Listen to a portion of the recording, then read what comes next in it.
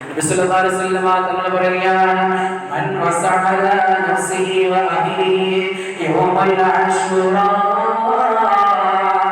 ഏതെങ്കിലും ഒരു മനുഷ്യരുണ്ടല്ലോ ആശൂറാവിന്റെ ദിവസം, അതായത് മുഹറം 10ന്റെ ദിവസം അവന്റെ കുടുംബത്തിന് വിശാലത ചെയ്തു കൊടുത്താൽ, വിശാലത എന്ന് പറഞ്ഞാൽ ഭക്ഷണത്തിന് വിശാലത ചെയ്തു കൊടുത്താൽ, നിങ്ങൾ ഡ്രസ്സിന് വിശാലത ചെയ്തു കൊടുത്താൽ, സമ്പത്തിന് നിങ്ങൾ വിശാലത ചെയ്തു കൊടുത്താൽ, നിങ്ങൾക്കുണ്ടല്ലോ കിട്ടുന്ന പ്രതിഫലം എന്താ?